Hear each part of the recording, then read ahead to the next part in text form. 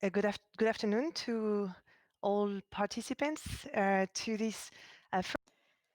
Bonjour à tous les participants de cette toute première session annuelle de l'Assemblée parlementaire de l'OTAN. Nous allons commencer la cérémonie d'ouverture. Le président de l'Assemblée parlementaire vient de nous rejoindre. Nous avons également Marietta Giannakou qui est parmi nous. Monsieur le Président, vous avez la parole. Est-ce que nous avons encore une petite minute avant de démarrer afin que je puisse installer ma caméra?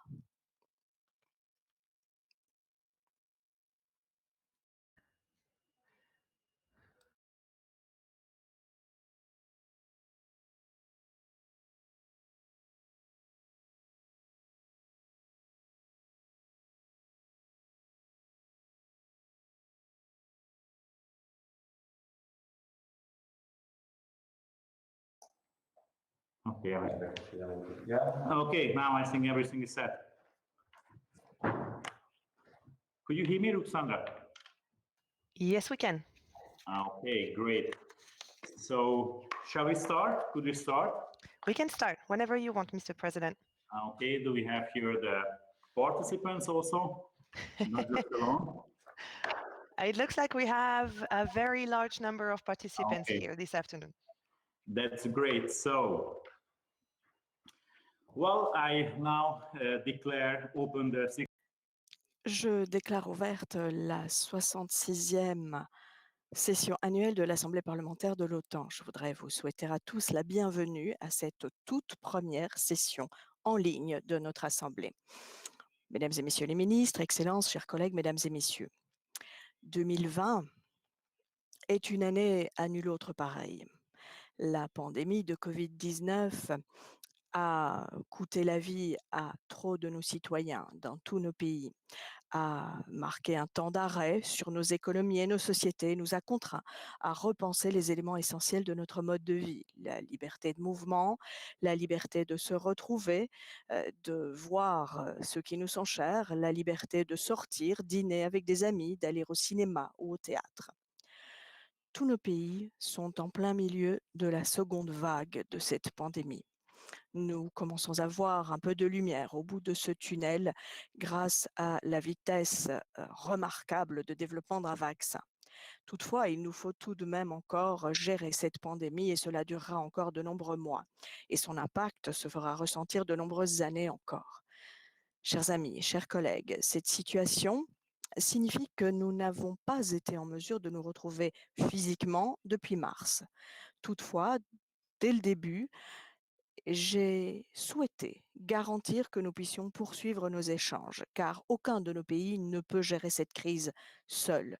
Ce n'est qu'ensemble que nous pouvons vaincre cette pandémie. Et parce que les défis et menaces auxquels nous étions confrontés avant cette pandémie n'ont pas disparu, bien au contraire. Depuis le mois d'avril, nous avons donc tenu une trentaine de réunions en ligne sur une vaste palette de sujets et de défis auxquels nos pays sont confrontés. Nous avons adapté notre communication et nous avons lancé de nouvelles initiatives pour permettre à... il semble qu'il y ait un problème de connexion. Nous espérons que le président pourra nous revenir dans quelques secondes.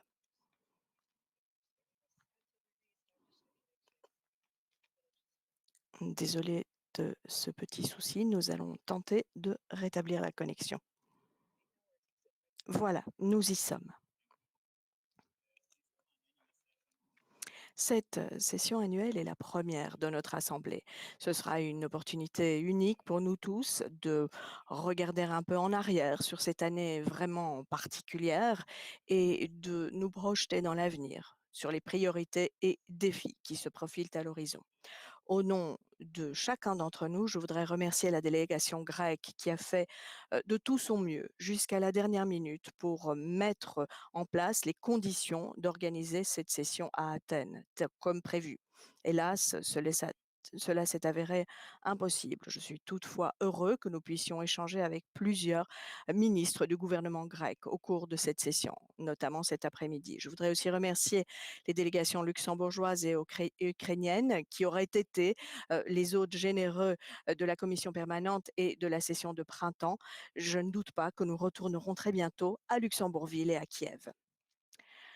Cet après-midi et dans les 5 prochains jours, nous passerons en revue nos réponses à la crise de la COVID-19, mais aussi son impact très large sur les crises de nos sociétés, sur nos économies, mais aussi sur la sécurité mondiale et transatlantique. Nos commissions ont produit 5 rapports d'excellente facture sur les différentes dimensions de cette crise. Mais nous parlerons aussi de nombreux autres défis de sécurité auxquels nous sommes encore confrontés. Les actions agressives et l'ambitieuse modernisation militaire de la Russie, la menace constante du terrorisme, l'instabilité de notre voisinage de la mer Noire au Golfe, l'intégration euro-atlantique inachevée des Balkans occidentaux et l'impact troublant des technologies émergentes.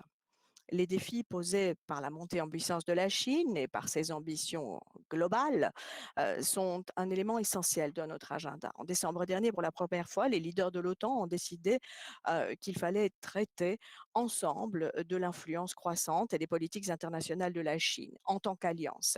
Ils ont nommé la Chine comme étant une opportunité et un défi. En toute honnêteté, je vois plutôt la Chine comme un défi que comme une opportunité. La Chine a les mêmes ambitions géopolitiques que la Russie, mais une approche peut-être plus futée et plus efficace. Elle utilise les tanks et les banques.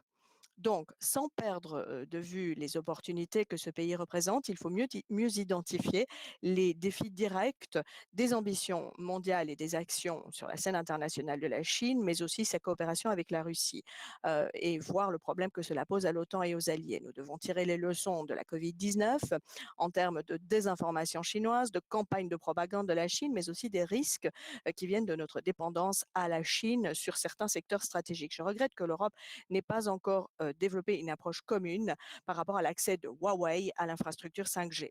En un mot, la Chine doit commencer à agir comme acteur mondial responsable. Nous ne pouvons plus être naïfs sur ses rôles et ambitions. Afin de relever ces défis complexes, nous devons continuer à investir dans notre défense. Nous devons aborder notamment la situation en Afghanistan. Nos pays sont partis en Afghanistan ensemble et c'est ensemble avec nos amis afghans que nous sortirons. Nous avons lutté à leur côté pour apporter la paix et la stabilité à l'Afghanistan. Nous quitterons donc l'Afghanistan ensemble quand le moment sera juste. Un retrait prématuré viendrait encourager les groupes terroristes internationaux qui veulent toucher au cœur notre alliance. Et il faut aider l'Afghanistan à reconstruire ce qu'il a perdu. Je suis satisfaite de voir le soutien du Congrès américain à la mission en Afghanistan. C'est le message que j'entends chaque fois que j'échange avec les membres du Congrès américain au nom de l'Assemblée parlementaire. La liste des défis auxquels nous sommes confrontés est bien longue et pour l'aborder, nous devons continuer à investir dans notre défense, nous devons investir dans l'innovation en dépit des impacts lourds de la pandémie.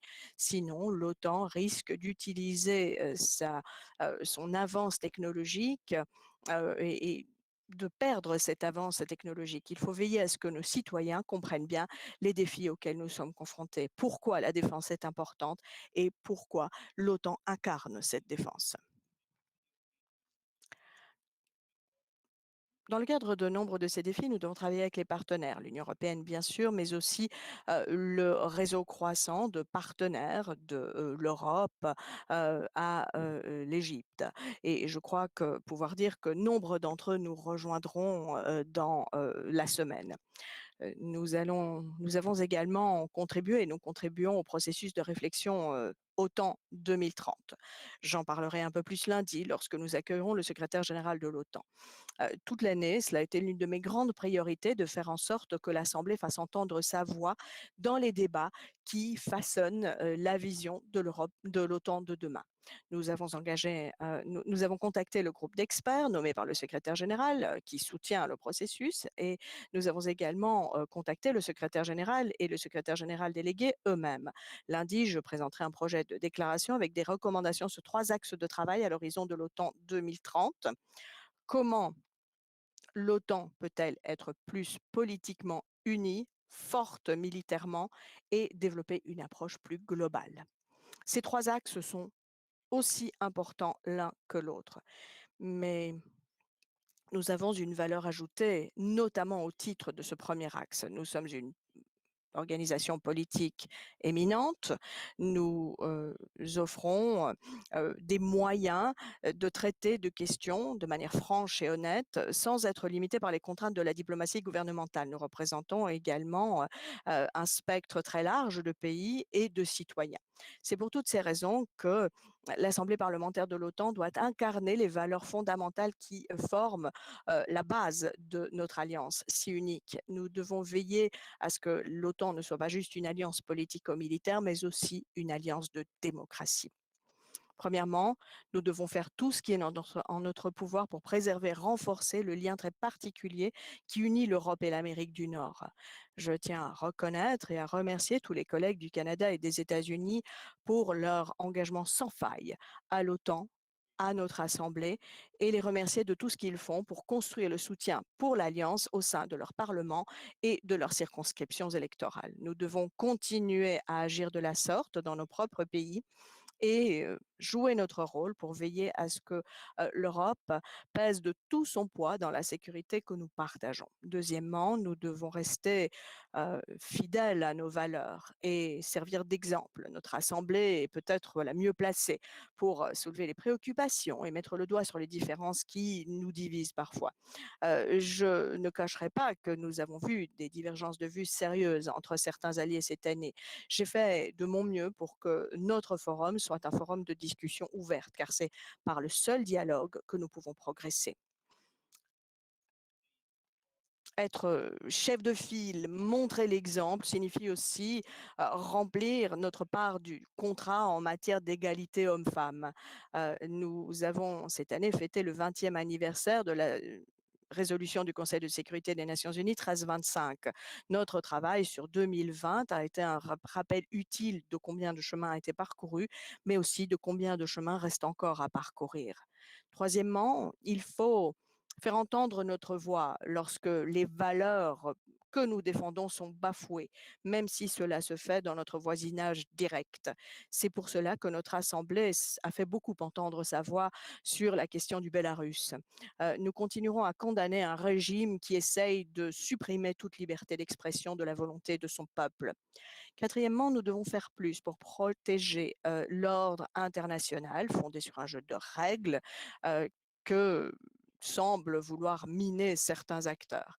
La Russie démontre régulièrement combien elle fait fi du droit international et continue à occuper illégalement des portions congrues de la Géorgie et de l'Ukraine, deux territoires souverains. Mais la Chine aussi essaye d'imposer sa propre vision, ses propres valeurs au sein d'institutions existantes ou par le biais d'institutions parallèles. Cinquièmement, nous devons ouvrir nos portes à ceux qui partagent nos valeurs et souhaitent rejoindre notre unique communauté de pays. Ce fut un réel honneur pour moi d'être présent au Parlement de Macédoine du Nord lors de la ratification du traité de l'Atlantique Nord. Mais cela ne s'arrête pas à Skopje. Nous devons ancrer tous les Balkans occidentaux fermement dans la communauté européenne et euro-atlantique. Notre indécision crée un vide que d'autres se chargeront de remplir. C'est pourquoi l'échange avec le commissaire Olivier Verhelyi et le secrétaire général adjoint James Apatourai a été très important. Nous devons continuer à soutenir les aspirations euro-atlantiques de la Géorgie et de l'Ukraine. La Géorgie est en phase électorale, des élections délicates, avec un second tour dans quelques jours. Je ne ferai donc pas de commentaires. J'insiste toutefois sur un point. Une délégation de l'Assemblée parlementaire de l'OTAN est allée en Géorgie pour observer le premier tour d'élection. Sa première visite physique depuis le mois de mars. C'est la preuve claire de l'engagement fort de l'Assemblée pour soutenir la démocratie en Géorgie et son intégration euro-atlantique. De même, nous devons garder la porte ouverte à l'Ukraine. Les pays doivent avoir la liberté de décider de leur propre sort sans qu'un pays tiers n'y impose son veto. Ma toute première réunion après ma nomination à la présidence a été avec notre délégation ukrainienne dans le cadre du Conseil interparlementaire OTAN-Ukraine.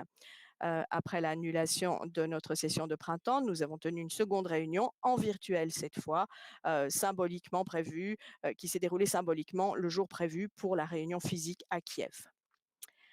Chers collègues, au fil de cette pandémie, les parlementaires ont continué à jouer un rôle essentiel pour préserver les valeurs de démocratie et de liberté dans nos pays. Avec cette session, nous démontrons que, quelle que soit la situation, l'Assemblée parlementaire de l'OTAN est un forum essentiel de dialogue politique franc et ouvert sur la sécurité transatlantique. Ensemble, nous restons déterminés à protéger nos citoyens et à défendre les valeurs qu'incarne l'Alliance atlantique. Je me réjouis de vous retrouver en ligne ces prochains jours. Je vous remercie.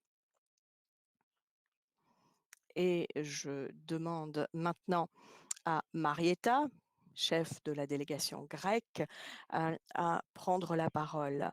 Je remercie Marietta de nous consacrer du temps. Merci de tous vos efforts, de votre travail ces dernières années. Vous avez fait tout ce qui était en mesure avec vos collègues, votre gouvernement pour organiser cette réunion en présentiel, mais la Covid a été plus forte que nous et nous avons dû changer et avoir une réunion virtuelle. Mais il n'en reste pas moins que je vous donne la parole, chère Marietta.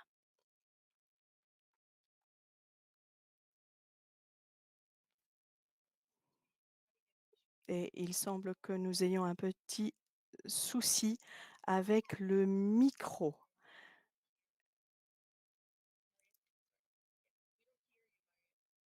Madame Hianakou, nous ne vous entendons malheureusement pas.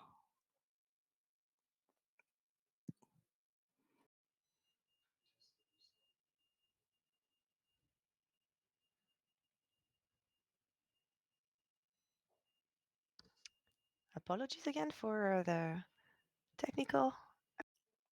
À nouveau, désolé pour le petit problème technique que nous essayons de résoudre. Il semble que le micro fonctionne maintenant.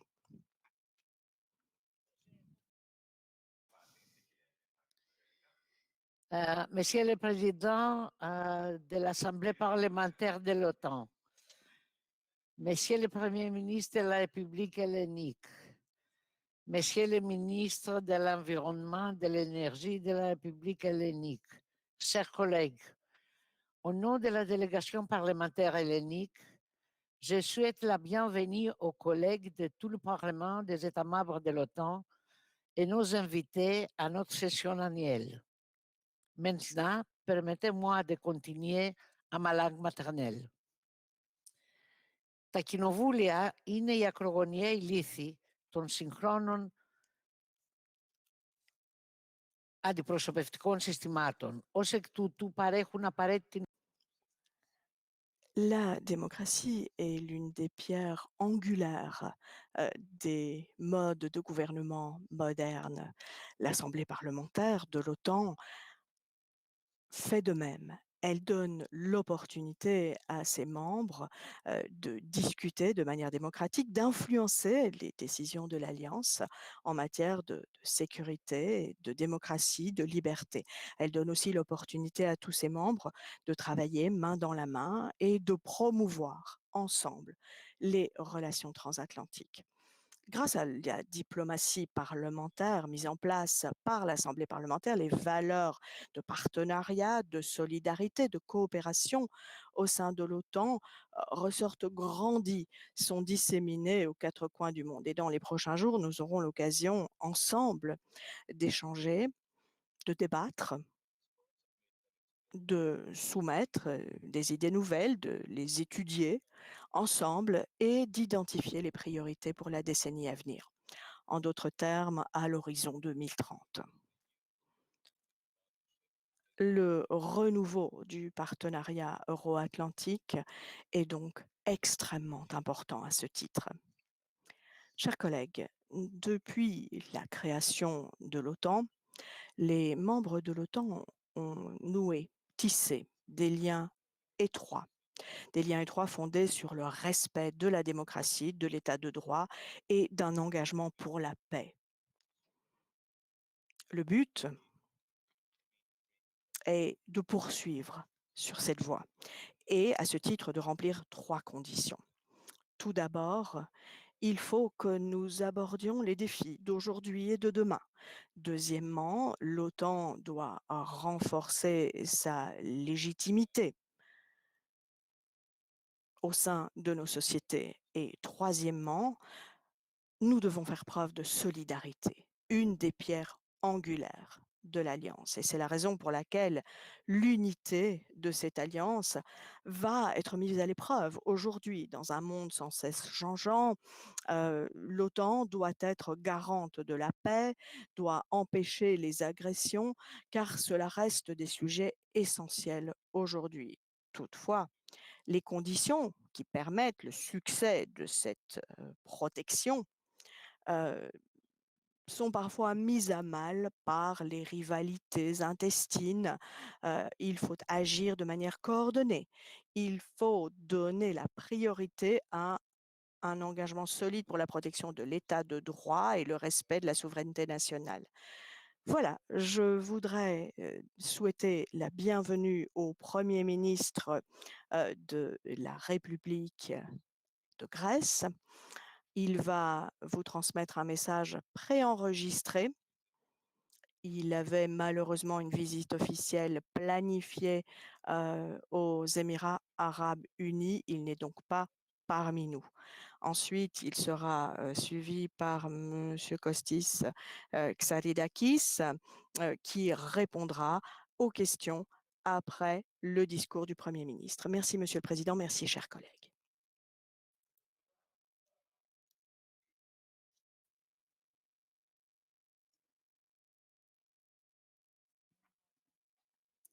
Je souhaite la bienvenue au ministre. Monsieur le Président, nous allons maintenant diffuser la vidéo du Premier ministre grec.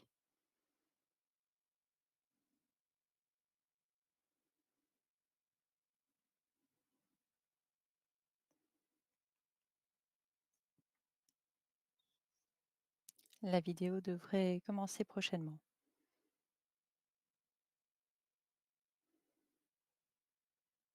Malheureusement, il ne semble pas y avoir de son.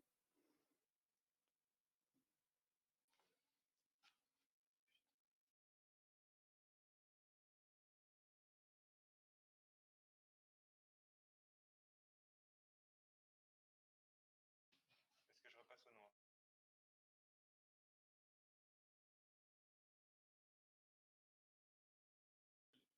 Ici, c'est pas coché. Et on? Non? AFV?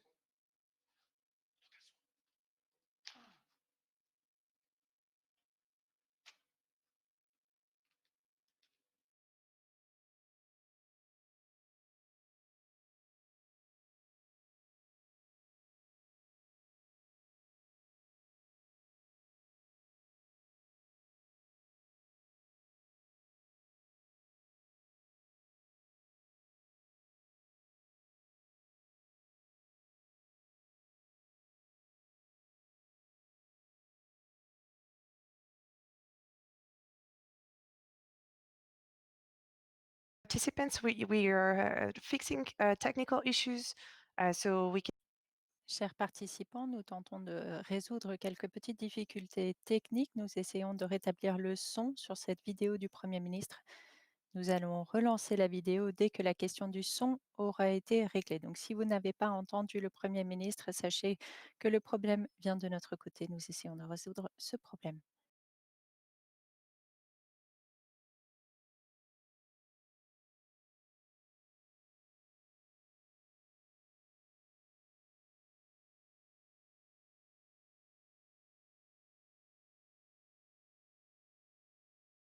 President Mesterhazy, Secretary. Monsieur le Président, Monsieur le Secrétaire général Stoltenberg, vice-président, chers parlementaires.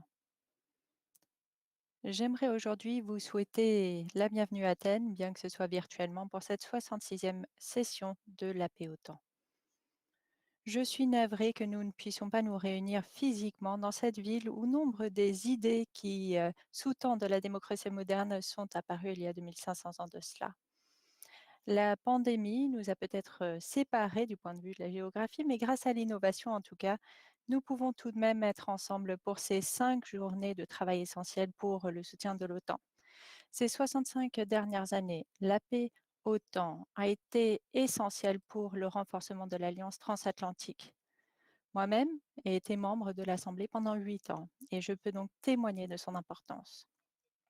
Ces dernières décennies, le rôle de l'OTAN et le rôle de l'Assemblée parlementaire s'est adapté, a évolué suite à l'évolution des défis et des exigences de ce monde. Les menaces et les défis du monde post-guerre froide, la flexibilité de l'OTAN, sa volonté de réagir et de s'adapter a été notre plus grande force. Les menaces existent encore, mais elles sont mélangées à de nouvelles menaces auxquelles elles sont mélangées. Les nouveaux défis auxquels nous sommes confrontés évoluent rapidement. La menace du terrorisme, cette main invisible des acteurs non étatiques, la désinformation, les cyberattaques et l'utilisation d'intermédiaires pour rogner nos démocraties. Et bien entendu, les risques biologiques existent encore. La pandémie mondiale auquel nous sommes confrontés n'a pas été vue ces derniers siècles et elle vient interrompre notre vie traditionnelle. Qui aurait pu penser que nous allions lancer des couvre-feux, empêcher le mouvement, le libre mouvement des personnes? C'est dans ce contexte international que nous nous rassemblons cette semaine. Et c'est pour ça que je suis convaincue que la mission de l'OTAN et votre appui à celle-ci n'a jamais été aussi importante. La Grèce est membre de cette alliance depuis 1952. Nous avons adhéré à l'Alliance 3 ans après la mise sur pied de l'Alliance et une petite décennie après la fin de l'Allemagne nazie. Alors, l'importance du cadre institutionnel de l'Occident a été un véritable appui pour les membres de l'OTAN, de l'ONU et de l'UE, bien entendu. Mesdames et messieurs, l'OTAN a fait beaucoup au-delà de ses frontières ces dernières années. Dans les Balkans, en Afghanistan, elle a fourni un appui à la formation en Irak, mais la menace est plus complexe et plus nuancée de nos jours et elle évolue plus rapidement. Les défis contemporains, c'est les conflits, la pauvreté, les vides et le non-droit qui ont mené à la montée du terrorisme et à la migration. La Grèce a été en première ligne de ce mouvement des personnes, des centaines de milliers d'arrivées de Syrie, d'Irak, d'Afrique subsaharienne. Cela a placé une pression importante sur nos frontières et nos communautés, ainsi que sur nos services. L'OTAN du XXIe siècle est essentielle. Elle nous permettra de nous défendre contre ces nouvelles menaces et ces nouveaux défis. Donc, à quoi ressemblera cette nouvelle OTAN? La pandémie de Covid-19 nous a bien enseigné toute la valeur de l'expertise, de la coopération, du partage d'informations et de renseignements. Et elle a accentué l'importance de l'investissement dans les technologies émergentes. L'enseignement à tirer pour l'OTAN, c'est que nos partenariats doivent être ouverts et doivent pouvoir s'adapter également. Nous devons travailler avec ceux qui partagent les valeurs de l'Alliance et peuvent nous aider à répondre à ces défis en pleine évolution. Et cela au-delà des frontières. Cela signifie davantage de coopération avec des pays comme l'Inde, par exemple, pour répondre à des défis sécuritaires en Asie. Du côté sud de l'OTAN, où les conflits font rage en Syrie et en Libye et menacent la stabilité, nous devons saisir les opportunités de nouveaux partenariats et travailler avec l'Afrique, les pays du Golfe également. Nous faisons tous partie de cette famille transatlantique. Nous nous renforçons par l'unité de nos valeurs et par la sécurité que représente la garantie de défense collective. Cette garantie doit être sous-tendue par l'engagement honnête et véritable de tous les États membres. Les alliés ne peuvent se permettre d'ignorer les implications géopolitiques de leurs politiques et actions, tout particulièrement lorsque ces derniers ont un impact direct sur la sécurité et la cohésion de l'Alliance dans son ensemble. Les alliés ne peuvent pas coopérer avec des groupes djihadistes et ne peuvent pas non plus déployer des S-400. Ces pratiques sapent les valeurs de l'OTAN et réduisent l'unité, la cohésion, l'efficacité de cette organisation politico-militaire et vont à l'encontre des objectifs de l'Alliance en tant que telle et de ses intérêts de défense. Pour ce qui est de la Russie et de la Chine, nous devons rester ouverts au dialogue constructif, mais dans un même temps, poursuivre aussi la défense collective et la sécurité collective. C'est pour cette raison que j'appuie l'engagement du président élu Biden vis-à-vis de l'Alliance et de la sécurité euro-atlantique. L'Alliance est née de la sécurité coopérative. Bien entendu, nous sommes entre les mains, notre sécurité est entre les mains des États-Unis, mais nous avons aussi bien entendu notre responsabilité.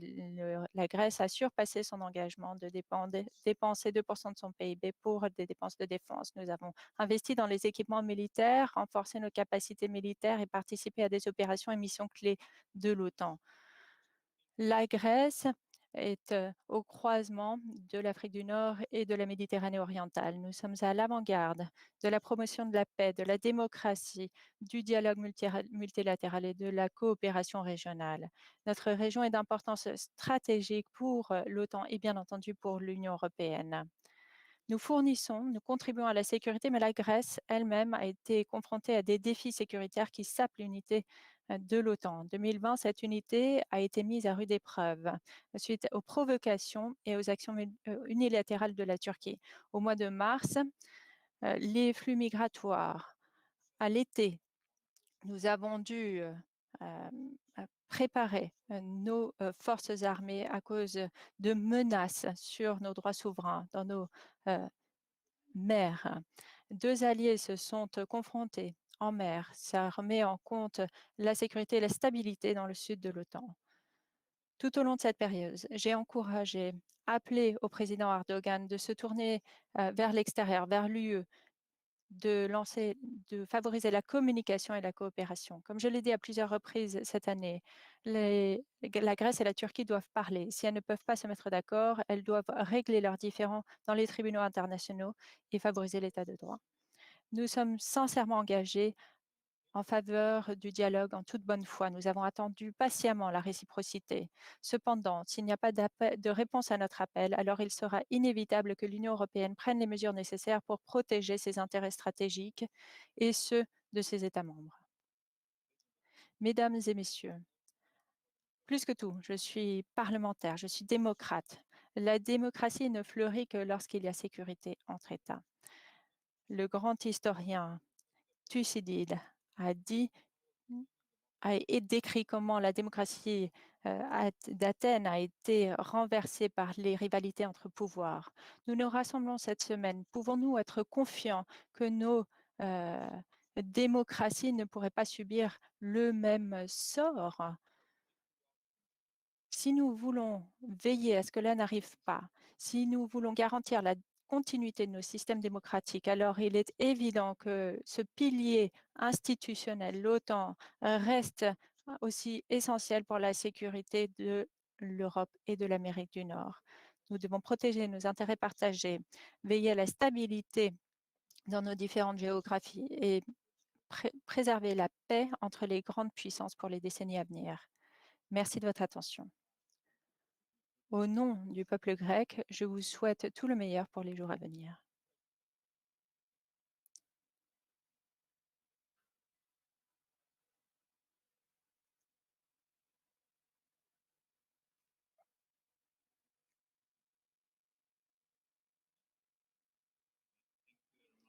Merci beaucoup. Merci Marietta. Merci à vous, Monsieur le Président. J'aimerais maintenant donner la parole au ministre de l'Environnement et de l'Énergie, Monsieur Konstantinos Hatzidakis, un de mes proches amis. Il a beaucoup d'expérience, il faisait partie du Parlement européen et il a été à la tête de plusieurs portefeuilles ministériels. Je n'aurais donc pas pu imaginer meilleure personne pour venir nous rejoindre aujourd'hui. Kostis, nous sommes honorés de votre présence aujourd'hui. Vous avez la parole. Marietta, je suis également honorée. Monsieur le Président, Mesdames et Messieurs, c'est un honneur pour moi de pouvoir représenter le gouvernement grec pour cette réunion virtuelle d'aujourd'hui. J'aurais aimé vous souhaiter la bienvenue à Athènes aujourd'hui. Je vous souhaite donc la bienvenue à cette réunion en ligne et j'espère que nous pourrons vous accueillir à Athènes très prochainement. Alors, je n'ai pas véritablement quelque chose de particulier à ajouter à ce qui vient d'être dit par le Premier ministre. Le Premier ministre a fait passer le message du gouvernement grec. Il a montré quelle était notre vision. J'ajouterai tout simplement que personnellement, je n'ai jamais fait partie de votre assemblée parlementaire, mais comme Marietta vient de le dire, j'ai été député européen et ce pour de nombreuses années. Je connais donc un petit peu la politique internationale. Je pense que c'est probablement pour cette raison que j'ai été nommée pour représenter le gouvernement ici aujourd'hui. Sur ce, écoutez, je suis à votre disposition pour répondre à vos questions. Je vous remercie. Merci beaucoup, Monsieur Atidakis. Eh bien, je donne maintenant la parole aux participants pour cette séance de questions-réponses. Je vais demander à Roxandra de m'aider. Roxandra va m'indiquer qui a demandé la parole. Je vois Monsieur Asgarov, qui est le premier à avoir demandé la parole. Roxandra, je vous permets donc de l'afficher à l'écran.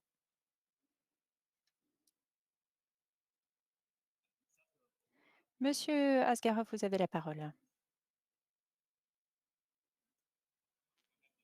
Vous avez la parole, Monsieur Asgarov.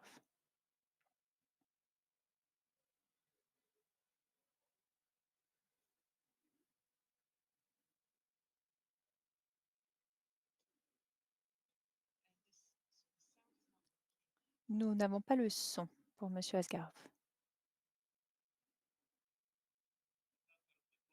Monsieur Asgarov, vous avez la parole.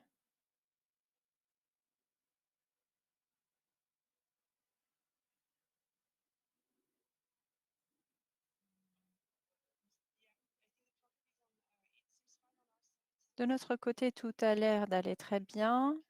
Peut-être que nous pouvons donner la parole à quelqu'un d'autre en attendant.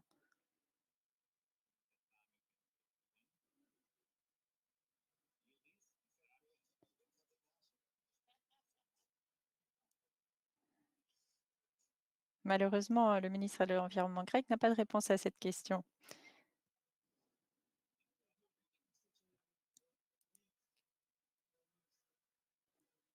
Monsieur le Président, Monsieur le Premier ministre, Monsieur le ministre de l'Environnement,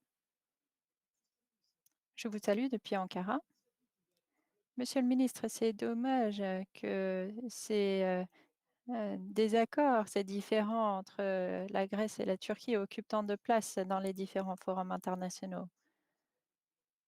En l'absence de négociation, d'un processus de négociation sérieux bilatéral, malheureusement, les premiers échanges ont été arrêtés par la Grèce et ce sans explication il y a quelques années de cela.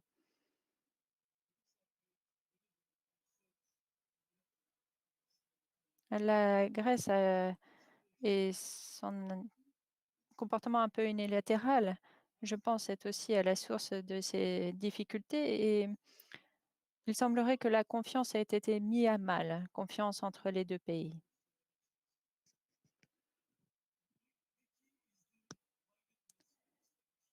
La clé, je pense, ce sont des échanges bilatéraux sérieux.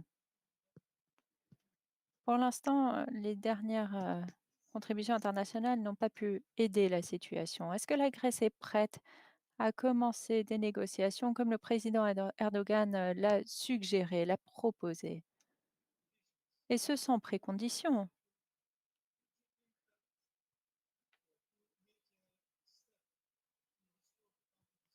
Ou pour restaurer la confiance, pensez-vous que vous pourriez dénoncer, par exemple, l'un des facteurs qui a causé cette escalade? Ou pourriez-vous envisager d'autres mesures pour rétablir la confiance? Je vous remercie. Merci, Excellence. Chers collègues, cher Yildiz, la Grèce est déterminée à promouvoir la paix et la stabilité dans la région. Cela s'applique d'autant plus pour ce qui est de la Turquie.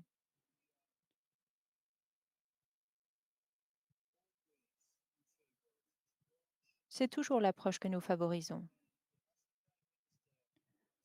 Comme le Premier ministre le disait dans son allocution, nous sommes prêts à échanger. Nous sommes prêts à échanger de ces questions bilatérales qui sont les délimitations de la zone économique exclusive, comme nous l'avons fait avec l'Égypte et avec l'Italie. Ce sont des exemples récents. Donc la délimitation de ces zones économiques exclusives et des territoires en tant que tels, conformément aux principes du droit international. Si nous arrivons à une solution, alors très bien. Dans le cas contraire, comme M. Mitsotakis, notre Premier ministre, vient de l'accentuer, l'alternative, c'est la Cour internationale de justice. C'est d'ailleurs ce qui se passe en ce moment même entre la Grèce et l'Albanie, sur les mêmes questions. Dans les faits, donc, ce que nous proposons à la Turquie, c'est exactement ce qui se passe déjà entre la Grèce et l'Égypte, Grèce-Italie, Grèce-Albanie. C'est très simple.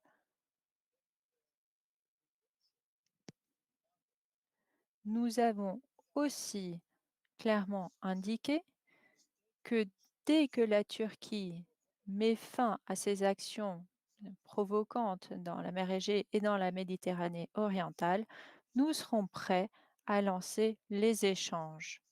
Ça a toujours été le cas. Nous n'avons pas changé, notre approche n'a pas changé. La Turquie doit s'engager à éviter les tensions et dans ce cas-là, cette ligne de communication directe entre les deux chefs d'état-major des deux pays pourrait être utile, pourrait s'avérer utile pour éviter tout accident qui pourrait ensuite être à la source d'un conflit ouvert. Ce serait, je pense, une belle contribution de l'OTAN et c'est bien pour cette raison que j'y ai fait allusion. Merci.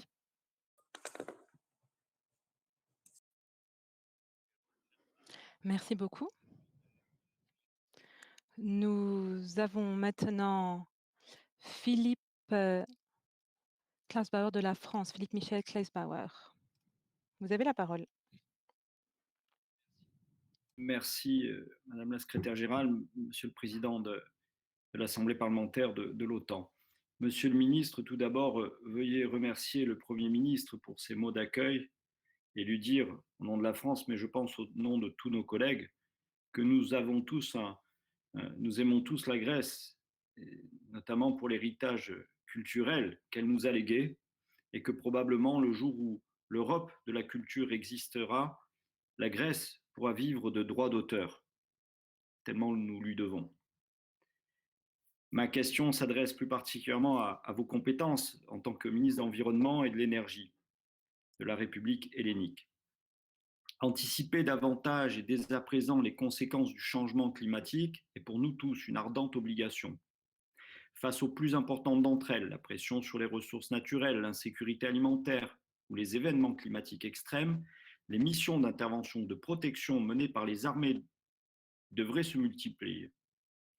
L'OTAN, à travers en particulier son centre d'excellence pour la sécurité énergétique, cherche ainsi à approfondir la réflexion sur l'anticipation stratégique climatique, mais aussi plus prosaïquement la transition énergétique des armées.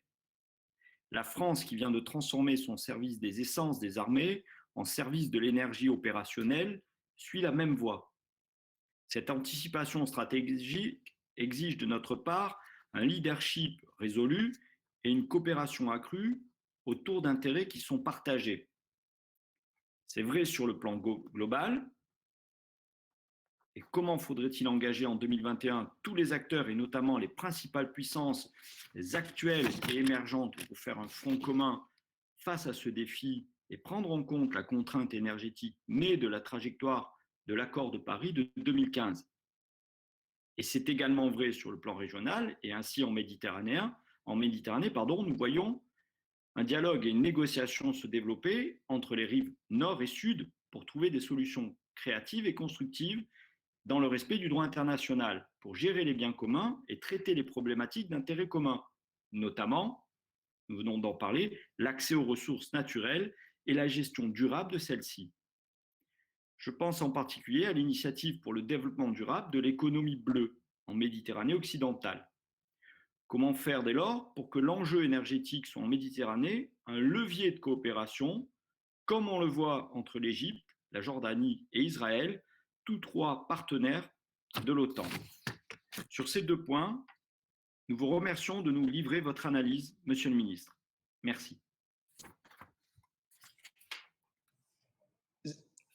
Je vous remercie beaucoup. Et je vous remercie pour ce que vous avez dit concernant la Grèce et les Grecs. Et j'apprécie ça beaucoup. Permettez-moi de parler en anglais maintenant parce que vous avez demandé plusieurs choses, donc ça sera plus facile pour moi de vous répondre en anglais. Greece has adopted. La Grèce, et notamment au sein de ce gouvernement, a adopté un programme relatif au climat très ambitieux. Et la Grèce s'engage fermement par rapport aux exigences de l'accord de Paris. Et d'ici à 2050, nous souhaitons être neutres en carbone. La Grèce souhaite s'engager dans cette voie de transition verte et c'est démontré par notre engagement qui vise à fermer toutes les centrales de carburants fossiles d'ici à 2028. Et cela est combiné avec un plan d'investissement visant à garantir une transition juste, sociale et économique pour les régions qui sont affectées par ce changement de fermeture des centrales. De plus, nous redoublons d'efforts pour maximiser les fonds européens Next Generation et également pour pouvoir saisir toutes les initiatives concernant l'efficacité énergétique, l'optimisation énergétique et la mobilité électrique. En ce sens, d'ailleurs, nous sommes en contact avec le ministère de la Défense. Ainsi, l'armée grecque peut pleinement participer à ce nouveau programme, à ces nouvelles politiques adoptées par notre gouvernement. Car en effet, rien ne fonctionne de manière isolée. Nos politiques environnementales s'inscrivent dans d'autres secteurs. Bien sûr, nous n'arrêtons pas là. Nous avons aussi des projets de régénération urbain.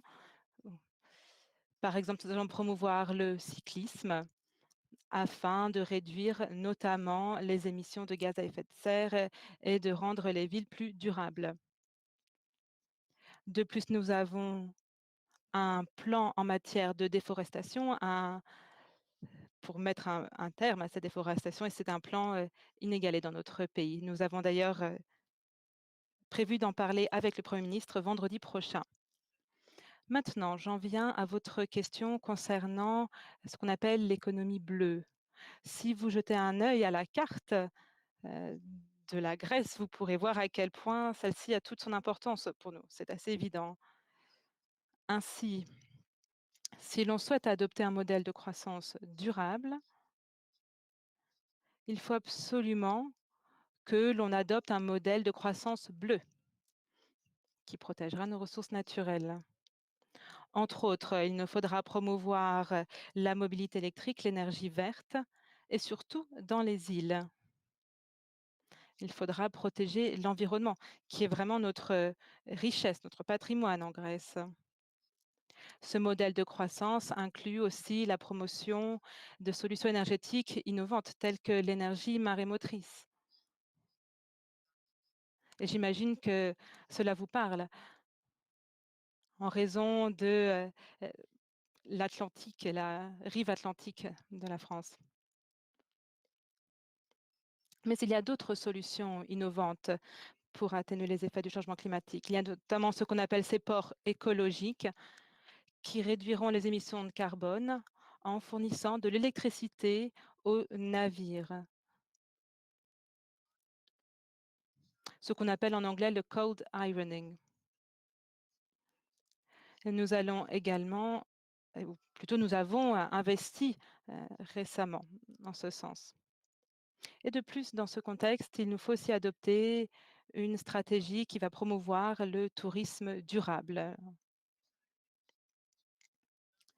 Ce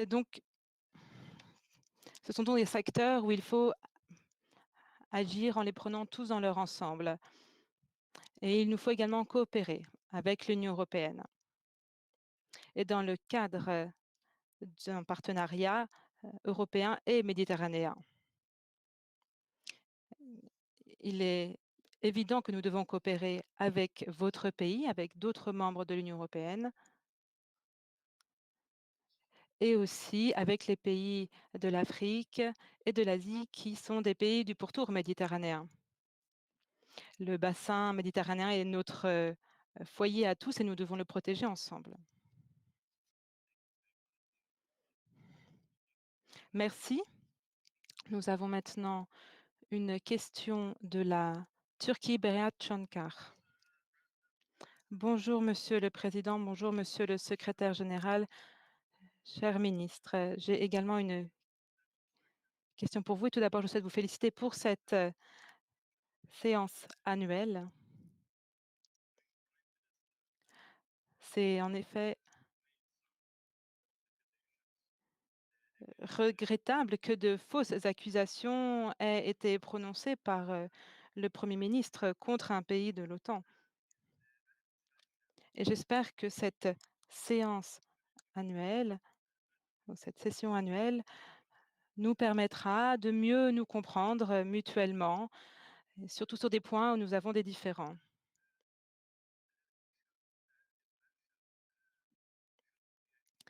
Et les points que nous avons mentionnés, certains d'entre eux, devraient être réglés par des conversations bilatérales plutôt qu'internationales. Je pense que adopter ce genre de démarche, ce genre d'approche, on pointe du doigt certains pays peut porter préjudice et peut créer des failles au sein de notre alliance. Et cela mettra à mal notre solidarité et notre cohésion et notre sécurité. Donc je pense que nous devons nous abstenir de prononcer ce genre de remarques. En ce qui concerne l'énergie, c'est un domaine de coopération et évidemment que nous sommes toujours en faveur du dialogue. Et par conséquent, nous attendons à ce que d'autres pays dans notre région répondent à ces appels à coopération dans le secteur énergétique. Autre chose, nous sommes déterminés à défendre nos droits souverains et nos intérêts dans la Méditerranée orientale, tout comme nous souhaitons défendre les intérêts de la République turque de Chypre du Nord.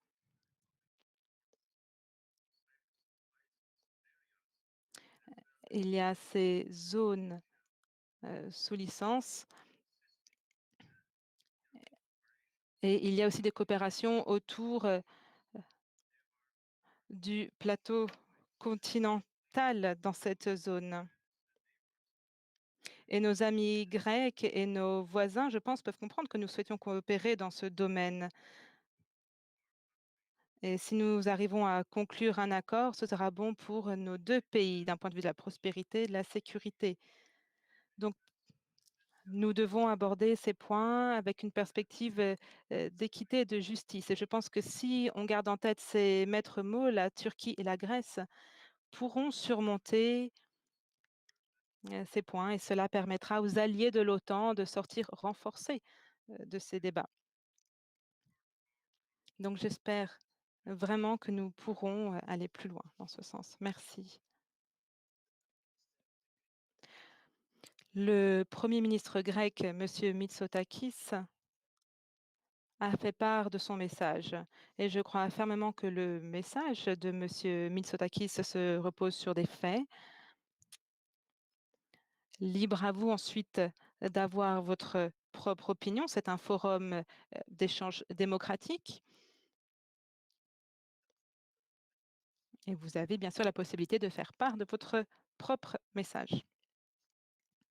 Que faut-il garder à l'esprit, cependant? En effet, c'est cette idée de coopération et de dialogue.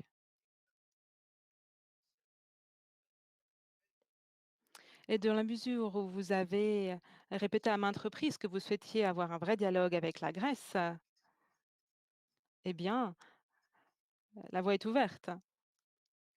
La Turquie doit cesser les mesures de provocation.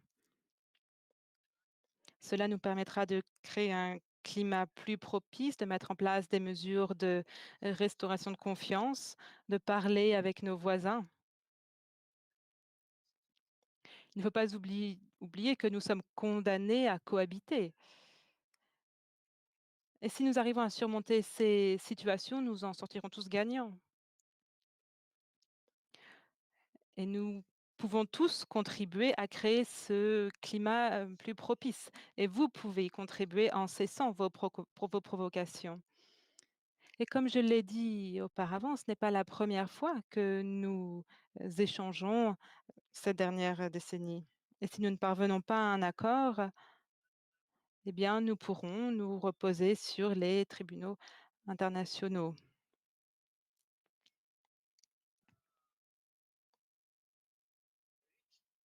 Je le répète,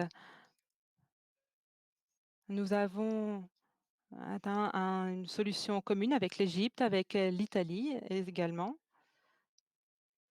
Et nous essayons de conclure un accord avec l'Albanie.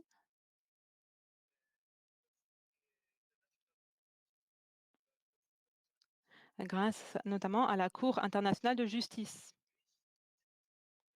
C'est peut-être la marche à suivre pour la Grèce et la Turquie. Et je me demande pourquoi vous rechignez à accepter cette approche qui, pour moi, a tout son sens. La même chose s'applique à Chypre. À Chypre et le président Anastasia ont toujours suivi le droit international, ont toujours suivi les résolutions de l'ONU en vue d'atteindre une solution viable et exhaustive en Chypre. Et pour ce qui concerne l'exploration carbone, il a été dit que bien sûr,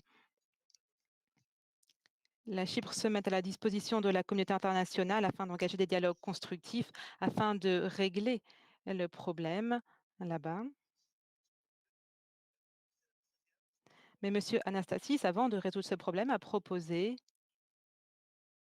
de créer une sorte de plateforme, de compte qui serait disponible. Je pense que cette solution est assez simple. Il faut tout simplement que l'on fasse tous deux preuve de bon sens.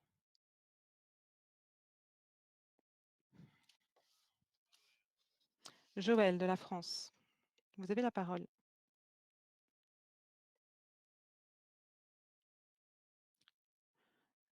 Madame. Merci beaucoup, Monsieur le Président. Vraiment, je voudrais, pour mes premières paroles, remercier le Premier ministre grec, notre ancien collègue à l'OTAN. Nous nous souvenons bien de lui dans cette assemblée parlementaire, pour son accueil. Même si c'est un accueil virtuel, nous avons quand même l'impression d'être aussi un peu en Grèce, ce pays que nous aimons tant et qui nous a déjà très bien accueillis dans le passé pour différents séminaires. Alors, je voudrais vous dire que vraiment en entendant ce débat, bon, les réactions de nos amis turcs, Je crois vraiment que notre fierté de parlementaires OTAN, c'est aussi de pouvoir nous parler et discuter des sujets qui sont même extrêmement délicats, puisque nous avons parfois des oppositions entre certains pays membres de l'OTAN, mais c'est très important de le faire toujours dans un esprit de dialogue, de respect d'autrui, de recherche, du consensus, et je suis persuadée que nous le ferons tout au long de cette session. Nous avons des défis tellement importants qui se présentent à nous, et je pense par exemple à la lutte qui doit être la nôtre aussi dans les pays du Sahel. Vous savez que la France est très impliquée dans la lutte contre le terrorisme, contre le djihadisme. Nous avons besoin d'être unis dans cette lutte. Et Monsieur le ministre, puisque vous avez été donc parlementaire européen, j'aimerais vous interroger sur la position du gouvernement grec sur cette idée de stratégie, d'autonomie stratégique européenne au sein de l'OTAN en parallèle avec les actions de l'OTAN. Et j'aimerais donc, voilà, simplement savoir ce qu'elle est la position de votre gouvernement à ce sujet. Merci beaucoup, Monsieur le ministre. La coopération et la coexistence de l'OTAN et de l'Union européenne. C'est ça que vous avez dit, hein? Il semble extrêmement important que nous renforcions notre union entre États européens pour développer une forme d'autonomie stratégique tout en travaillant bien sûr main dans la main avec l'OTAN. Nous devons aussi participer à notre avenir. La défense est extrêmement importante. Je crois que nous devons renforcer nos capacités et voilà. OK, tout à fait clair. The development and deployment of an autonomous Le développement d'une capacité de défense européenne autonome n'est pas nouveau dans le débat transatlantique. C'est une question qui existe sous une forme ou sous une autre, disons-le, depuis 1998. Et c'est d'ailleurs un concept qui est ancré dans l'ensemble des traités européens, au moins depuis 2003, et qui vient d'être renforcé par la mise en place du mécanisme de fixation de normes communes de coopération dans le cadre de la PESCO. Je crois que cela permet une optimisation de nouveaux systèmes de défense et l'acquisition de nouveaux systèmes de défense au niveau européen. Sur l'ensemble de cette démarche, les capacités opérationnelles de l'OTAN n'ont pas été affaiblies. Au contraire, par ce truchement-là, elles ont été renforcées. Grâce au renforcement de la coopération entre les membres de l'Union européenne en matière de défense, membres de l'Union européenne aussi, membres de l'OTAN. Donc, pour moi, le maître mot est la complémentarité. Je crois que les deux efforts peuvent participer de la même démarche et se dérouler en parallèle. L'OTAN doit être adapté aux besoins des temps modernes. M. Mitsotakis a fait référence à ces nouveaux besoins pour cette ère nouvelle. Et d'un autre côté, les membres de l'Union européenne qui souhaitent coopérer très étroitement en matière de défense en ont tout à fait le loisir parce que les deux efforts peuvent être combinés. C'est en tout cas la vision du gouvernement grec. Merci beaucoup. Il nous reste 2 questions que je propose de regrouper.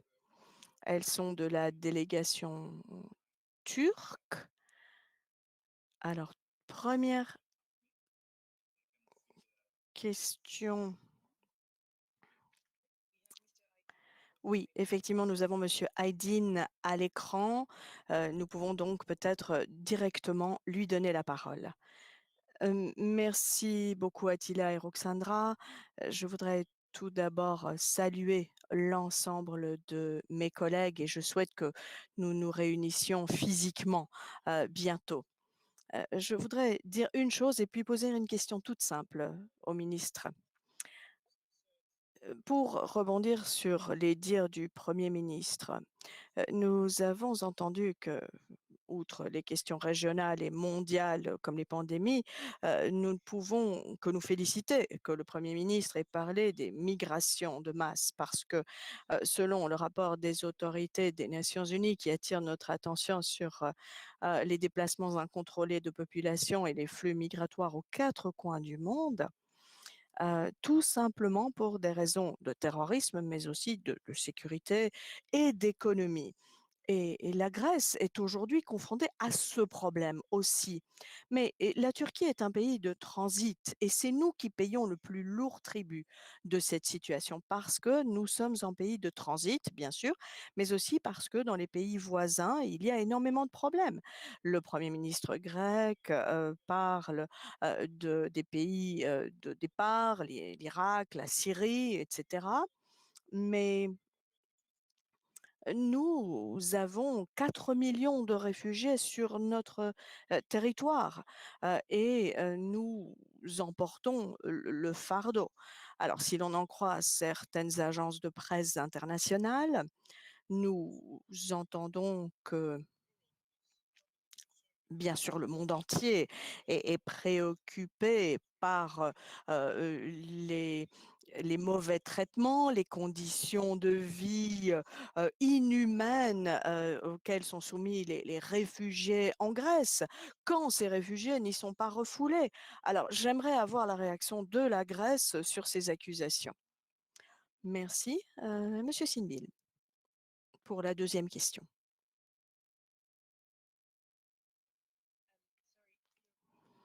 Désolé, il semble que votre micro ne soit pas branché. Merci.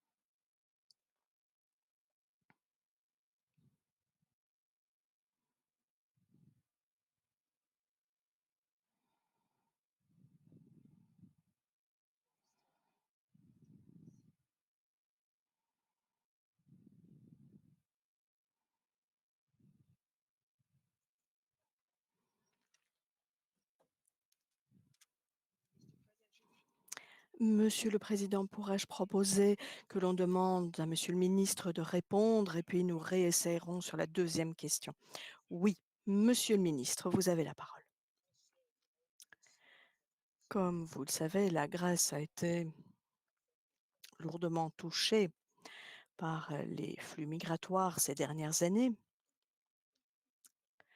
La Grèce continue à emporter le fardeau et c'est la raison pour laquelle nous en appelons à la solidarité de nos partenaires à Bruxelles et nous luttons bec et ongles pour faire face aux problèmes et pour trouver un juste équilibre entre le contrôle de nos frontières, d'une part, et une approche humanitaire.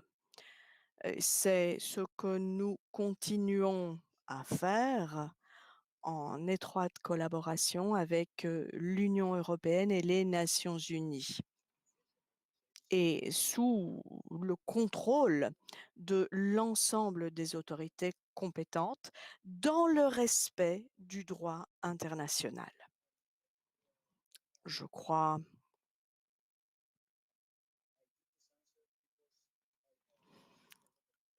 que je me dois de répondre en ce sens parce que la question était assez provocatrice elle-même. Il me semble que ce n'est pas le cas en Turquie où il y a foule violation des droits humains en ce inclut pardon, les droits des migrants. Et je ne puis résister à la tentation d'ajouter que ceux qui ont posé la question à l'instant sont ceux qui ont toléré, voire provoqué le départ de milliers de migrants qui ont tenté de traverser la frontière constituée par la rivière Evros en début d'année. Nous avons dû les refouler, mais effectivement, les médias internationaux se sont saisis de l'information et c'est pour cela que le Premier ministre a dit que la Turquie a essayé d'utiliser les flux migratoires comme une arme il y a quelques mois. Certes, force est de constater que ce n'était pas une action très amicale à l'endroit de la Grèce. Merci beaucoup. Je crois que M. Sindir a résolu le problème de son. Nous l'entendons. Tout d'abord, merci beaucoup. Merci, Monsieur le ministre, d'avoir exprimé le point de vue de votre pays. Mes collègues ont déjà mentionné les sources de conflits entre votre pays et le mien. Nous avons toujours été ouverts au dialogue. Mais j'aimerais pouvoir en dire autant de la Grèce. Nous pensons que les provocations grecques se poursuivent, notamment sur la zone démilitarisée des îles de l'Est de la mer Égée. J'ajouterais également que, en plus de toutes ces questions liées à la mer Égée, à la Méditerranée orientale, à Chypre,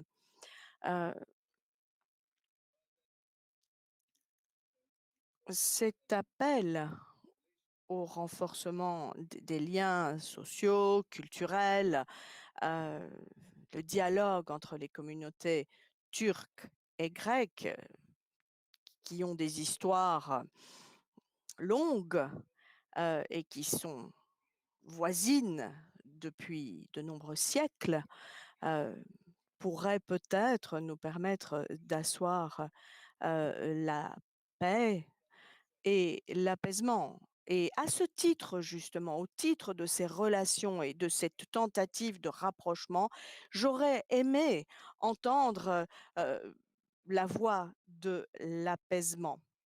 Je suis turque, certes, je siège au Parlement turc, mais mes grands-parents viennent d'une ville aujourd'hui grecque. Je crois que nous n'avons besoin de personne pour résoudre le conflit qui nous divise. Je crois que nous n'avons besoin ni d'un tribunal international, ni de l'Union européenne. Nous avons besoin de nous asseoir autour d'une table pour, certes, protéger nos droits souverains, mais pour discuter, dialoguer. J'aimerais aussi poser une question ayant trait à l'environnement au niveau de la mer Égée. Comment envisagez-vous justement la situation environnementale en mer Égée? Merci beaucoup. Je donnerai la parole à Lord Campbell pour une dernière question. Ming, vous avez la parole. Vous êtes à l'écran.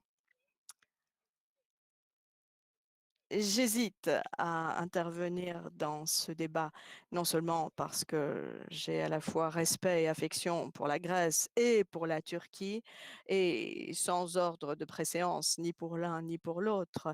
La Turquie a gardé le flanc sud de l'Alliance pendant toute la guerre froide, à l'époque où les incursions russes en Europe du Sud et en Europe orientale étaient une réelle éventualité. Et s'agissant de la Grèce, j'ai étudié le grec classique au lycée à l'université et je pourrais peut-être réciter encore en grec dans le texte les premières lignes de l'Odyssée d'Homère.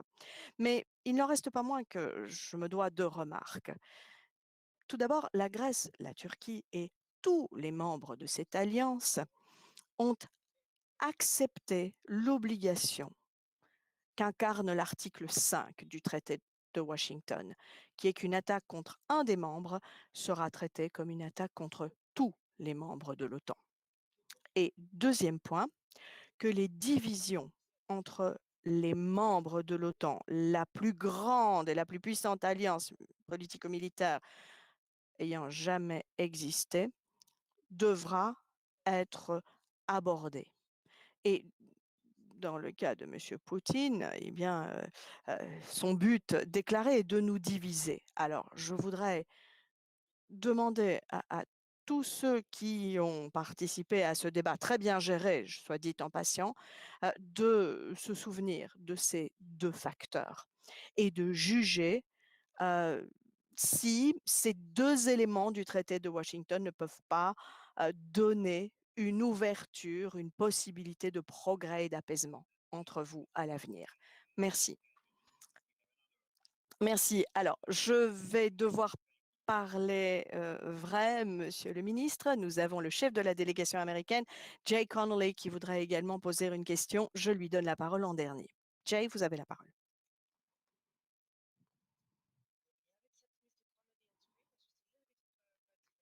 Alors, on a accepté Monsieur Connolly. Il y a un petit retard.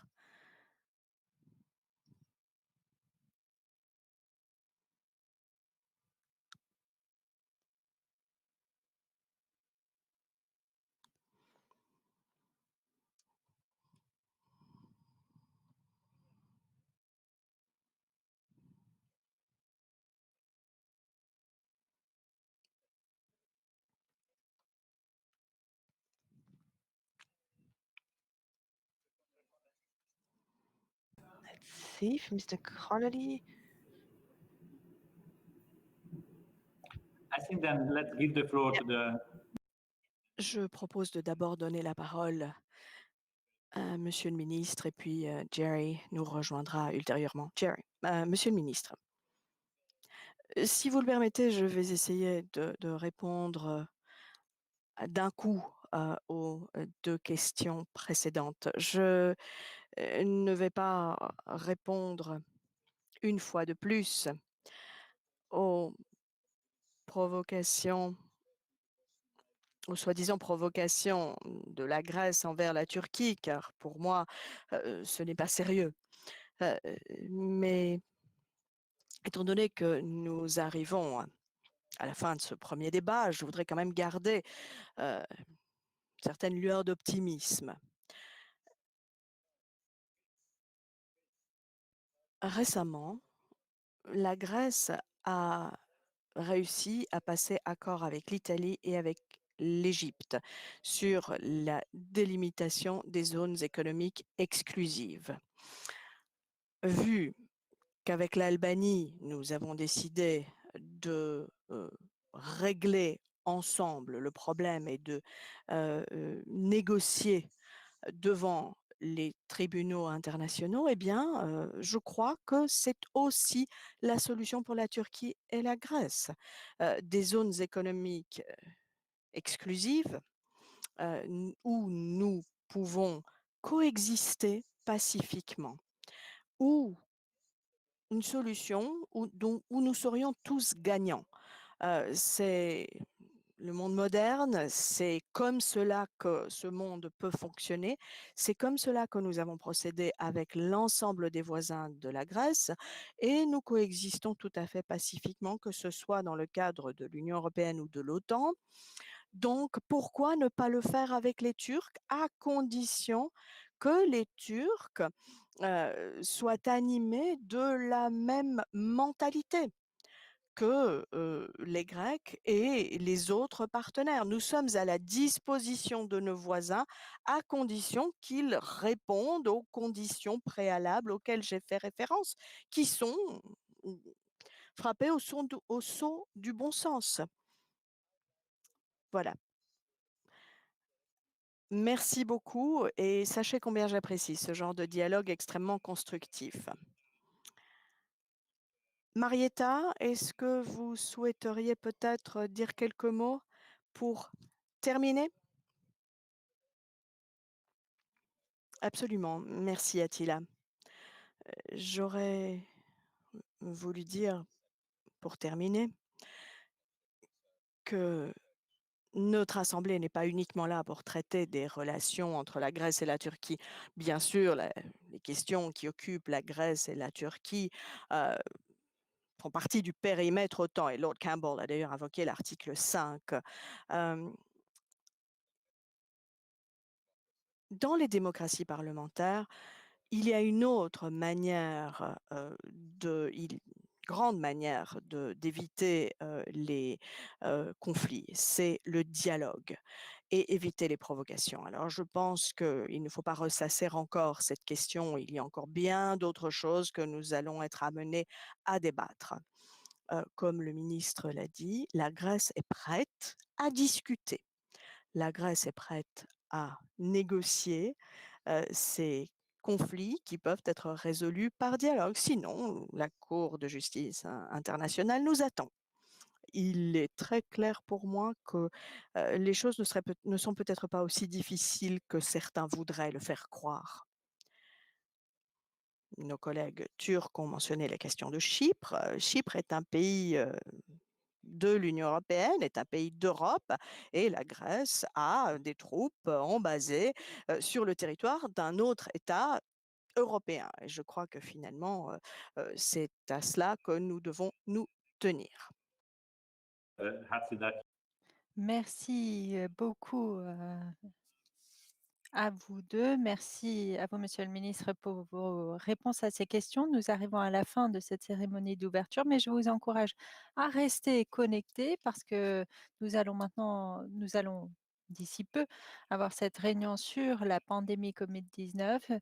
Nous allons aussi pouvoir écouter les rapports, enfin les exposés sur les projets de rapport. Donc, une courte pause et puis nous reprendrons. Merci beaucoup d'avoir participé. Merci pour votre participation et votre patience. Merci, Monsieur le Président. Et pour les participants, nous allons reprendre dans 10 minutes.